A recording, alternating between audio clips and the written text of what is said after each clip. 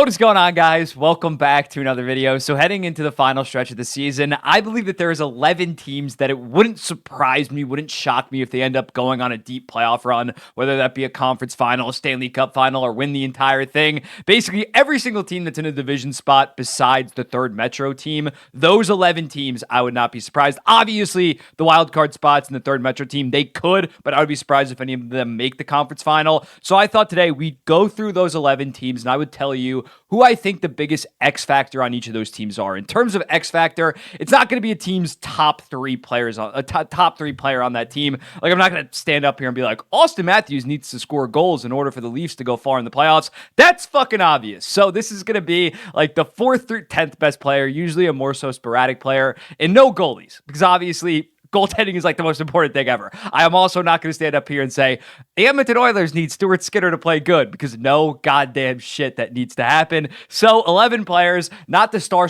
players, but important players that can be very sporadic, can play pretty bad. We're going to go through it now, starting off with the Toronto Maple Leafs, and I have none other than my favorite player, John Tavares. When looking at John Tavares, he's having a bit of a down year. Last year had 80 points in 80 games with 36 goals. This year only 23 goals, 31 points, 31 assists, 54 points in 66 games. So he's starting to show some signs of regression, but he still is a massive part of this team. Right now, currently their second line center, and he's going to have to play a massive role. The teams are going to be throwing out their best defensive players on Austin Matthews. They're going to need that secondary scoring from a John Tavares. And when you look at the impact that he had last year on them in the playoffs, he had 4 goals, 3 assists, 7 points in 6 games against the Tampa Bay Lightning. Obviously had that series clinching overtime goal. They win the series in 6 games. The second round against Florida, he has no goals, 1 assist in 5 games.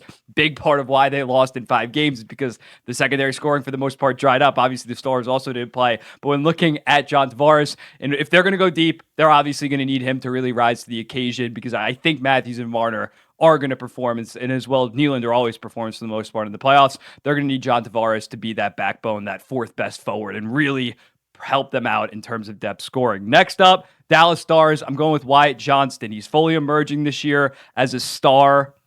See what I did there? Fully emerging as a star, 26 goals, 27 assists, 53 points in 71 games while playing mostly on the third line. Only has 9 power play points. So that's what? Some quick math. 44 even strength points. So he's playing very good this season, but when you look at him last year as a rookie in the playoffs, he did struggle. He didn't really produce at all for the most part. He only had 4 goals, 2 assists, 6 points in 19 games, only had a goal percentage of 44% when he was on the ice. His expected goals were -3 relative to the overall team. So when looking at it, I think with this Dallas team, the clear trump card, the clear advantage they're going to have in every single series, because I think they just have the best in the entire NHL, is that third line with Wyatt Johnson. So if he can rise to the occasion this year in the playoffs after struggling in his first playoff run, I can see the Dallas Stars obviously going very far in the playoffs. A month ago when I did if the season ended today, they were my Stanley Cup pick, in part because of that third line. And he is, in my opinion, he drives the third line for the most part, although Stankoven and Ben are also fantastic. It starts with the center. Wyatt Johnson is the X factor for the Dallas Stars. For the New York Rangers, a little bit of an outside the box pick, but I'm going with Jacob Trouba. When looking at Jacob Trouba and you look at an X factor,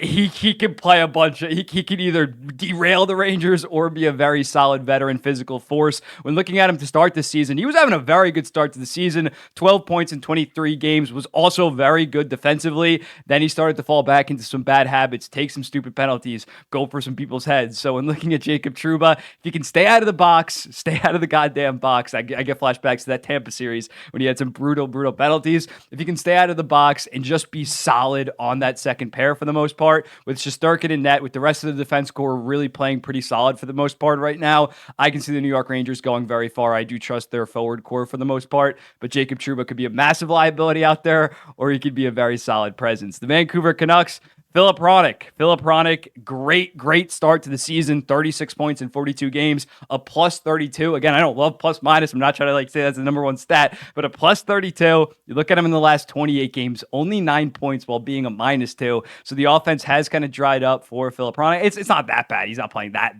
bad, but definitely in terms of his on-ice impact has not been the same in the back half of the year. And if the Vancouver Canucks are going to want to go far in the playoffs, they're going to need that first half of the season Philip Hronek. Maybe not near point point per game, but definitely ramp up that offensive production, because the drop off after Hronek to that third defenseman is pretty decent. So in looking at it, they need Hronek to be closer, get up there with Quinn Hughes. Obviously not as good as Quinn Hughes, but he needs to play to the level that we saw in the first half of the season. If Vancouver is going to go far, I believe in their forward core. Their forward core is very deep, so it's going to come down to that number 2 defenseman. If he can rise to the occasion, I can see them going very far. The Boston Bruins, Charlie Coyle. He's having a very good season, 21 goals, 33 assists, 54 points in 71 games. When looking at him compared to Pavel Zacha, he's been deployed against the far harder competition for the most part this season. So when looking at a first-round matchup, they're going to have to either play Austin Matthews or probably Braden Point in that wild card spot, or like a Dylan Larkin. So those guys are clearly more talented than a Charlie Coyle. He's not going to have to provide a shit ton of offense for this Boston Bruins team. He's just going to have to lock up the opposing team's best center. If he can do that throughout the playoffs, I could see the Boston Bruins going very far. Again, they don't need him to be point per game. He's not playing with Pasta right now. Let Pasta, Zacha, that first line take care of business. But in terms of him shutting down his lines with the Brad Marchand, who's playing with right now, that is going to be absolutely crucial for the Boston Bruins, especially you look at the final 3 games against Florida, where they lost every single one. They kind of let Tkachuk, let Barkov kind of get after it. They need to play solid defensive hockey, and that starts with Charlie Coyle as that second line center for the Bruins. Next up, Winnipeg Jets. Nikolai Ehlers. When looking at Ehlers, he's somehow in the doghouse with Rick Bowness. He only plays 16:02 a night. When you're looking at that, that's less than Adam Lowry and Mason Appleton. He doesn't play that much on the Winnipeg Jets, despite me thinking that he's one of their best offensive players. He's probably their most creative offensive player, potentially, especially in transition. He's going to have to be that game breaker when it comes to them potentially the opposing team shutting down that Kyle Connor, Scheifele, and the Velarde line. They're going to need some type of difference makers in that middle six. And I think Ehlers is their best shot to kind of exploit that and really match kind of like a Colorado Avalanche or a Dallas Stars in terms of the overall forward depth. Ehlers is going to be massive for the Winnipeg Jets. The Avalanche is pretty obvious for me. Casey Middlestat was brought in to be that second line center. That was the clear gaping hole on this team with Ryan Johansson just not filling that role at all. Ship him out to goddamn Philly.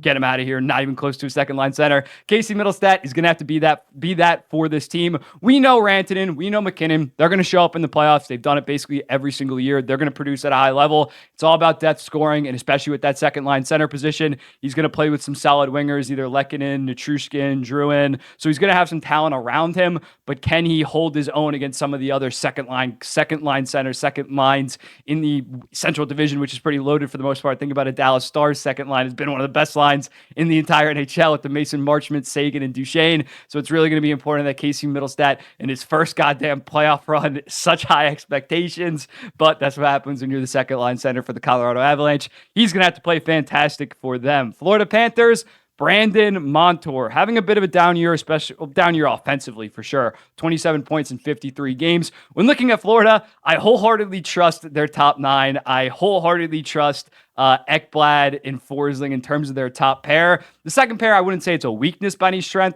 but it's definitely not like a strength. It's Nico Mikkola and Brandon Montour right now. They've been solid right now, 719 minutes on the season. They have a 50.9 expected goals percentage. So that's positive. That they're outperforming just barely their opposition. But when looking at that compared to a Forsling and Ekblad who have been together for 613 minutes, and they have a 58.3%, they are dominating. So when looking at that second pair, they're going to have to play very good, especially defensively come playoff time. And Brandon Montour is obviously the better player compared to Nico Mikkola. You can't really rely on him to absolutely break out. Brandon Montour is going to have to be very good yet again for the Florida Panthers to go on another deep playoff run. The Carolina Hurricanes, it's pretty obvious. It's Evgeny Kuznetsov, similarly to Casey Middlestat, was brought in to fix that second line center position. It was like Jack Drury in there. And Kuznetsov's about as sporadic, about as up in the air as it is, considering he was just straight up bad the past 2 years in Washington. He has played a little bit better since he got to Carolina. 2 goals, 3 assists, 5 points in 9 games, playing around 16 minutes. They don't need 2018, 32 points in 24 games, Kuznetsov, when they won the Stanley Cup, but they just need him to be a solid facilitator of the puck to his wingers like Teravainen and Natchez, create open space, create scoring opportunities, and the Carolina Hurricanes will probably finally have the depth scoring that they need in order to go on a really, really deep playoff run. And Kuznetsov is obviously has a metric shit ton of playoff experience. So Kuznetsov is going to be the X factor for the Carolina Hurricanes, no doubt. Vegas Golden Knights, I didn't really know how to pick. He's not that sporadic, but I think Carlson probably is their X factor, considering he's playing a third line center role. He's one of the best third line centers in the entire NHL. He's going to probably be paired up against teams' top sixes, try to lock down. So if he can really lock down opposing teams' best centers, best wingers, I think that's going to be massive for the rest of Vegas's top six to really exploit matchups. So I think Carlson, yet again, is going to have to play a massive role on this Vegas Golden Knights playoff run, and I think he's more than capable of it. And lastly, we got the Edmonton Oilers.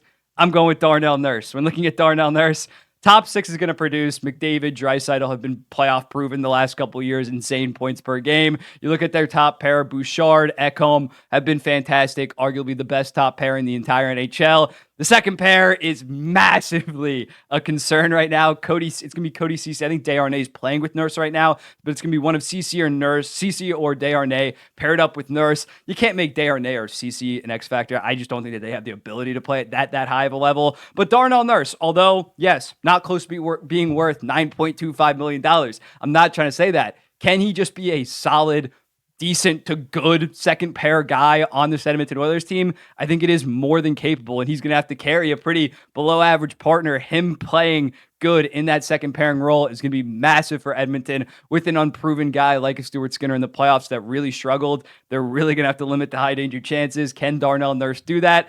I don't know. That's why I'm not as high as on Edmonton as in prior years. It's going to be very interesting. But yeah, that's the 11 X factors. Tavares, Johnston, Trouba, Hronek, Coyle, Ehlers, Middlestat, Montour, Kuznetsov, Carlson, and Nurse. Let me know in the comments, what do you think about it? Feel free to comment any of the wildcard teams, and I'll tell you who the X factors are, and I'll be seeing you in the next one.